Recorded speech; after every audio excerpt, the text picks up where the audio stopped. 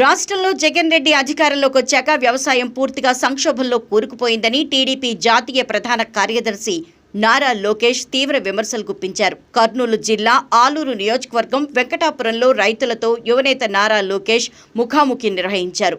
వేదావతి ప్రాజెక్టును 8 టీఎంసీల సామర్థ్యంతో టీడీపీ హయాంలో పనులు చేపడితే జగన్ ప్రభుత్వం 4 టీఎంసీలకు తగ్గించడమే కాకుండా అసలు పనులే చేపట్టలేదన్నారు. టీడీపీ అధికారంలోకి రాగానే వేదావతి ప్రాజెక్టు పనుల్లో వేగం పెంచి మళ్లీ 8 టీఎంసీలకు పెంచుతామని అన్నారు.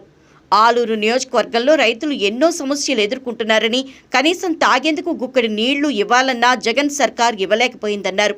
ఆలూరులో టీడీపీ గెలవకపోయినా చంద్రబాబు సీఎంగా ఉన్నప్పుడు చిన్నచూపు చూడలేదన్నారు.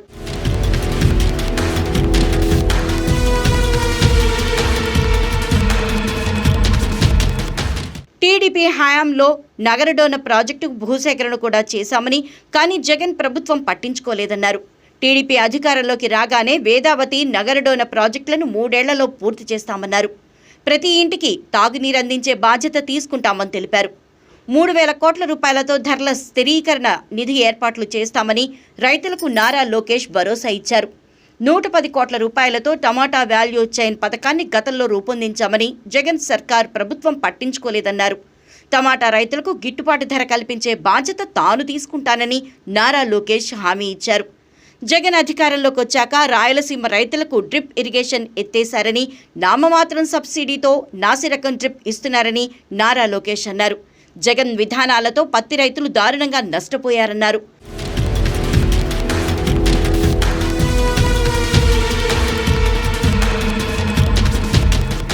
రైతు రాజ్యాంగం తెస్తానన్న జగన్ ఇప్పుడు ఏపీని రైతులేని రాజ్యంగా చేశారన్నారు.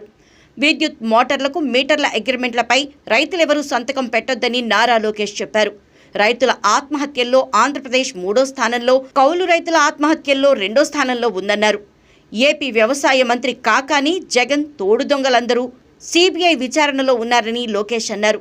టీడీపీ హయాంలో ఉద్యాన పంటలను ఉపాధి హామీతో అనుసంధానం చేశామని, సబ్సిడీతో పశుగ్రాసం అందించామని నారా లోకేష్ తెలిపారు.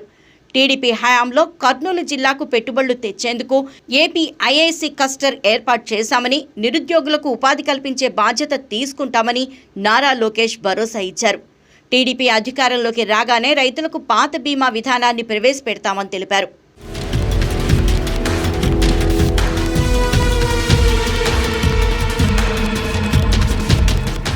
గోదావరి మిగులు జలాలను రాయలసీమకు తెస్తే ఇక్కడి రైతులు బంగారం లాంటి పంటలు పండిస్తారని నారా లోకేష్ చెప్పారు. జగన్ 4 ఏళ్ల పాలనలో ఇరిగేషన్ ప్రాజెక్టుల పనులు నిలిపివేశారన్నారు. టీడీపీ హయాంలో హంద్రినివా 90% పనులు పూర్తి చేస్తే మిగిలిన 10% కూడా జగన్ సర్కార్ పూర్తి చేయలేకపోయిందన్నారు. టీడీపీ అధికారంలోకి రాగానే పెండింగ్ ప్రాజెక్టులను పూర్తి చేసి కర్నూలు జిల్లాలో ప్రతి ఎకరాకు సాగునీరిస్తామని రైతులకు నారా లోకేష్ హామీ ఇచ్చారు. జగన్ విధానాలతో రాయలసీమ రైతాంగం మాత్రమే కాకుండా ఇతర ప్రాంతాల్లో కూడా రైతులు ఎన్నో ఇబ్బందులు పడుతున్నారని, ధాన్యం బకాయిలు పూర్తిగా చెల్లించలేదన్నారు.